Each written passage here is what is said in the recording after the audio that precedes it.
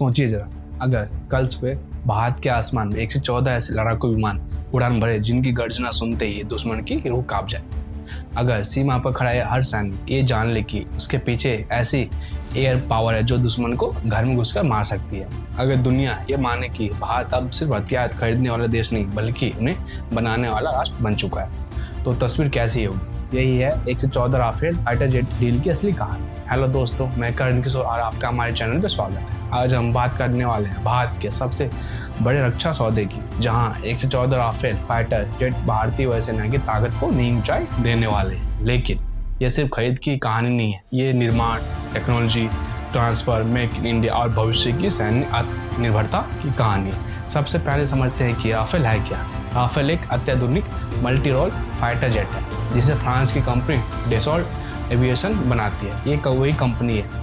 ये वही कंपनी है जिसने दशकों से फ्रांस की एयर फोर्स के लिए अत्याधुनिक विमान तैयार किए हैं। राफेल की खासियत यह है कि ये एक साथ कई भूमिका निभा सकता है: air to air combat, air to ground attack, समुद्री मिशन, लॉन्ग रेंज स्ट्राइक और यहाँ तक कि न्यूक्लियर डिलीवरी भी।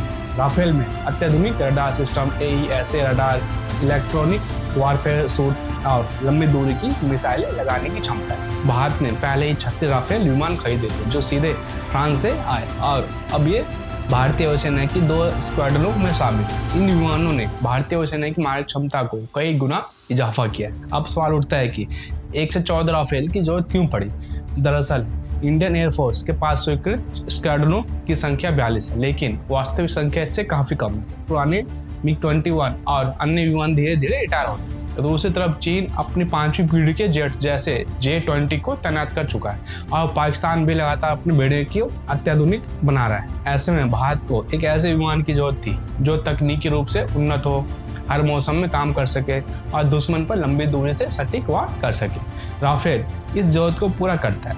अब सबसे बड़ा सवाल, क्या 114 राफेल भारत में बनेंगे या फ्रांस में? यही इस डील की असली क्रांति है। भारत चाहता है कि ये सौदा सिर्फ खरीद तक सीमित न रहे बल्कि इसके तहत बड़े पैमाने पर उत्पादन भारत में हो, यानी फ्रांस की कंपनी और भारत साझेदार मिलकर भारत में ही राफेल का निर्माण करें। इस प्रक्रिया में प्रमुख भूमिका निभा सकते हैं हिंदुस्तान एरोनॉटिक्स लिमिटेड, जिसे हम HAL के नाम से जानते हैं। HAL पहले से ही तेजस जैसे स्वदेशी फाइटर जेट का निर्माण कर रही है और दशकों से भारतीय रक्षा उत्पादनों में अहम भूमिका निभा रही है। यदि 114 राफेल भारत में बनते हैं तो इसका सीधा मतलब होगा कि एयर फ्रेम, कई संरचनात्मक हिस्से, वायरिंग, कुछ इलेक्ट्रॉनिक सिस्टम और असेंबली भारत में होगी। शुरुआती चरण में इंजन और कुछ अत्याधुनिक सिस्टम फ्रांस से आ सकते हैं, लेकिन धीरे धीरे लोकलाइजेशन में इजाफा होगा। अनुमान है कि शुरुआती चरण में 50 से 60% तक का निर्माण भारत में हो सकता है और समय के साथ में ये 70% या उससे अधिक तक पहुंच सकता है। इसका सीधा फायदा भारत की अर्थव्यवस्था को होगा। अरबों डॉलर का निवेश भारत में होगा, हजारों इंजीनियरों और तकनीशियनों को रोजगार मिलेगा, सैकड़ों छोटी और मध्यम कंपनियां सप्लाई चेन का हिस्सा बनेगी। ये सिर्फ एक रक्षा सौदा नहीं बल्कि औद्योगिक क्रांति का आधार बन सकता है। अब बात करते हैं कि टेक्नोलॉजी ट्रांसफर की। यदि फ्रांस भारत को निर्माण की अनुमति देता है तो भारत को फाइटर जेट निर्माण की जटिल प्रक्रिया सीखने का मौका मिलेगा।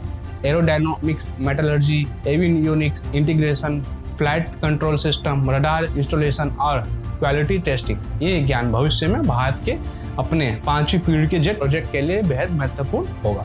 अब सवाल आता है कि क्या भारत इन 114 राफेल में बदलाव कर सकता है? उत्तर है हाँ, लेकिन कुछ शर्तों के साथ। पहले खरीदे गए 36 राफेल विमानों में भारत ने अपनी जरूरत के अनुसार कुछ बदलाव करवाए थे। इनमें खास भारतीय हथियारों का इंटीग्रेशन, उच्च ऊंचाई वाले क्षेत्रों के लिए विशेष अनुकूलन और भारतीय परिस्थितियों के अनुरूप सॉफ्टवेयर बदलाव शामिल थे। यदि निर्माण भारत में होता है और टेक्नोलॉजी ट्रांसफर व्यापक स्तर पर मिलता है तो भविष्य में भारत अपने हथियारों और सेंसर सिस्टम को और अधिक स्वतंत्रता के साथ जोड़ सकेगा।